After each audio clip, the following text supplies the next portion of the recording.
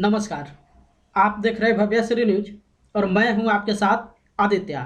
अगर आप केबीसी की तैयारी कर रहे हैं या फिर अदर किसी भी आप कंपटीशन की तैयारी कर रहे हैं, हर एग्जाम के लिए मोस्ट इम्पोर्टेंट क्विज जीके इस वीडियो में हम आपके लिए लेकर आए हैं।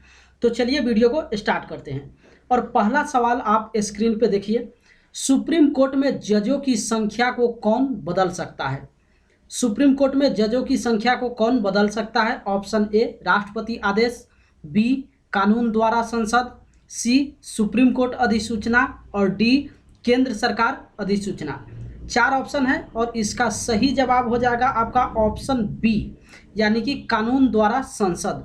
सुप्रीम कोर्टों में जो जजों की संख्या है वो कानून द्वारा संसद जो है वो बदल सकता है। इस क्वेश्चन से एक मोस्ट इंपॉर्टेंट फैक्ट है, वो फैक्ट आप यहाँ पे समझ लीजिए कि कई बार पूछा जाता है कि शुरू में सुप्रीम कोर्ट में जजों की संख्या कितनी थी, या फिर यह भी पूछा जा सकता है कि वर्तमान में जो है सुप्रीम कोर्ट में जज की संख्या कितनी है।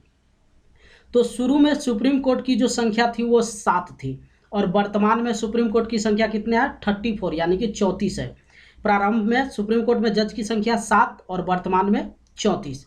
चलिए यहाँ पे दूसरा सवाल आप स्क्रीन पे देखिए। निम्नलिखित में से कौन सा विषय 7वीं अनुसूची की समवर्ती सूची में है? ऑप्शन ए सार्वजनिक स्वास्थ्य और स्वच्छता, बी वन, सी स्टॉक एक्सचेंज और डी कृषि। तो इसका करेक्ट आंसर हो जाएगा ऑप्शन बी, यानी कि 1। और इस क्वेश्चन से कुछ इंपॉर्टेंट फैक्ट है, फैक्ट भी आप समझ लीजिए कि समवर्ती सूची, सबसे पहले आप समझिए कि समवर्ती सूची का मतलब क्या हो जाता है।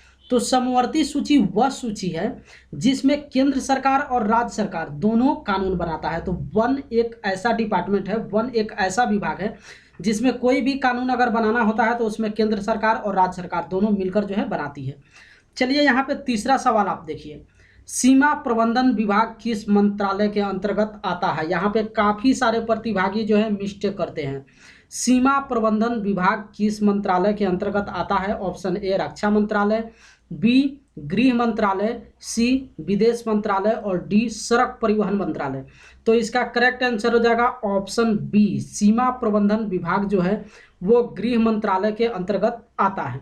चलिए चौथा सवाल आप स्क्रीन पे देखिए। भारतीय संविधान में संशोधन का प्रस्ताव किस देश के संविधान से लिया गया है? सबसे पहले आप यहाँ पे ये समझ लीजिए कि हमारे भारत का जो संविधान है उसमें जितना सारा नियम बनाया गया है वो हर नियम जो है कई कुछ कुछ देश से लिया गया है। तो इसमें आपका क्वेश्चन है भारतीय संविधान में संशोधन का जो प्रस्ताव है वो किस देश के संविधान से लिया गया है? ऑप्शन ए जर्मनी, बी दक्षिण अफ्रीका, सी स्पेन और डी इटली। तो इसका करेक्ट आंसर हो जाएगा ऑप्शन बी, यानी कि दक्षिण अफ्रीका। भारतीय संविधान में जो संशोधन का प्रस्ताव है वो दक्षिण अफ्रीका के संविधान से लिया गया है। चलिए यहाँ पे पांचवा सवाल आप स्क्रीन पे देखिए। अफगानिस्तान का हेलमंद प्रांत किसकी खेती के लिए प्रसिद्ध है? अफगानिस्तान का हेलमंद प्रांत किसकी खेती के लिए प्रसिद्ध है? ऑप्शन ए तंबाकू, बी कपास, सी अफीम और डी गेहूं। तो इसका जवाब जो है आप लोग शायद जानते भी होंगे और नहीं जानते होंगे, तो अगर आप दिमाग यहाँ पे डालेंगे तो आपको मालूम चल जाएगा कि अफगानिस्तान एक ऐसा देश है जहाँ पे अफीम की खेती जो है सबसे ज़्यादा होता है। तो इसका करेक्ट आंसर हो जाएगा ऑप्शन सी, यानी कि अफीम। अफगानिस्तान का हेलमंद प्रांत में अफीम की खेती सबसे ज़्यादा होती है, या फिर उस खेती के लिए ये जगह प्रसिद्ध है। दूसरी एक और जानकारी हम आपको यहाँ बता दें कि विश्व में जितना अफीम का उत्पादन किया जाता है उसमें 25% यानी कि 75% जो उत्पादन है वो सिर्फ और सिर्फ अफगानिस्तान में किया जाता है। चलिए यहाँ पे छठा सवाल देखिए। हिंदू व जैन धर्म में ब्रह्मांड का केंद्र किसे माना गया है? Option A Ujjain, B Kailash Parvat, C Pushkar झील और डी मेरू पर्वत। तो इसका करेक्ट आंसर हो जाएगा ऑप्शन डी, यानी कि मेरू पर्वत। हिंदू और जैन धर्म में ब्रह्मांड का जो केंद्र है वो मेरू पर्वत को माना गया है। और इस क्वेश्चन से एक फैक्ट है, फैक्ट भी आप समझ लीजिए कि ये जो मेरू पर्वत है यानी कि मध्य एशिया में इसे पामीर पर्वत श्रेणी के नाम से भी जाना जाता है। किसे? मेरू पर्वत को जो है मध्य एशिया में पामीर पर्वत श्रेणी के नाम से भी जाना जाता है। तो ये भी आप यहाँ पे याद कर लीजिए कि मेरू पर्वत को ही पामीर पर्वत श्रेणी कहा जाता है। चलिए यहाँ पे सातवां सवाल आप स्क्रीन पे देखिए। डेविस कप की तरह महिलाओं का टूर्नामेंट है। Option 4 A Hopman Cup, B BMW tournament, C Millrose Open और डी फेड कप। तो इसका करेक्ट आंसर हो जाएगा option D Fed Cup. Davis Cup की तरह महिलाओं का जो टूर्नामेंट है वो फेड कप है। चलिए इस क्वेश्चन से कुछ फैक्ट है, फैक्ट भी आप समझ लीजिए कि फेड कप अंतर्राष्ट्रीय टेनिस फेडरेशन द्वारा आयोजित महिलाओं का टूर्नामेंट है। कई बार आपसे पूछा भी जाएगा कि फेड कप क्या है, तो फेड कप जो है अंतर्राष्ट्रीय टेनिस फेडरेशन द्वारा आयोजित महिलाओं का टूर्नामेंट है।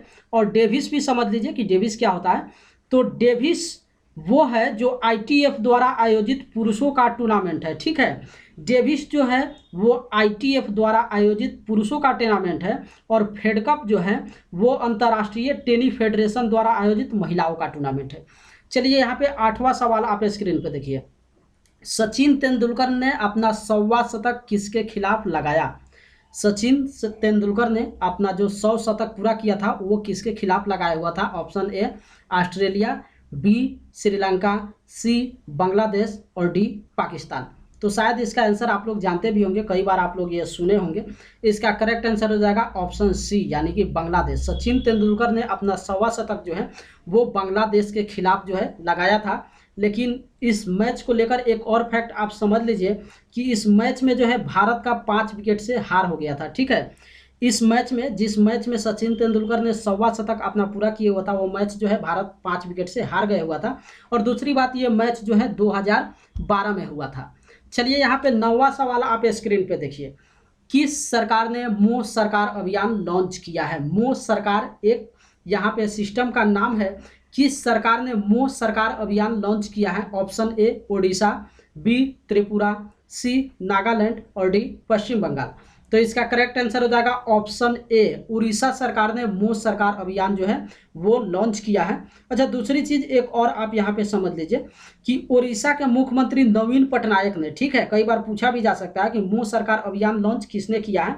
तो उड़ीसा के मुख्यमंत्री नवीन पटनायक ने गांधी जयंती के अवसर पर मोह सरकार अभियान लॉन्च किया। और गांधी जयंती कब होता है ये भी आप लोग जानते होंगे। चलिए यहाँ पे 10वां सवाल आप स्क्रीन पे देखिए। विश्व में सबसे ज़्यादा पाई जाने वाली ग्रीन हाउस गैस है? विश्व में सबसे ज़्यादा पाई जाने वाली ग्रीन हाउस गैस है। Option A carbon dioxide, B ozone, C जलवाष्प और डी सल्फर डाइऑक्साइड। तो इसका करेक्ट आंसर हो जाएगा ऑप्शन सी, विश्व में सबसे ज़्यादा पाई जाने वाली ग्रीन हाउस गैस जो है वो है जलवाष्प है। इस तरीके से जीके का आज का जो एपिसोड है यहीं पे समाप्त होता है। और दूसरी बात एक और हम आपको बता दें कि इस एपिसोड में आखिरी सवाल यानी कि 11वां सवाल जो है वो हम अपने दर्शक के लिए लेकर आए हैं जो इस वीडियो को देखते हैं।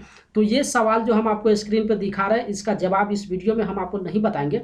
अगर आपको इसका जवाब मालूम होगा तो आपको करना क्या है, इस वीडियो के कमेंट बॉक्स में जाकर अपना जवाब जो है पोस्ट कर देना है। तो देखिए दर्शक के लिए जो सवाल हम आपके लिए लेकर आए हैं, हाल ही में किस देश ने 12 से 15 वर्ष के बच्चों के लिए फाइजर बायोटेक कंपनी की कोविड वैक्सीन को मंजूरी दे दी है?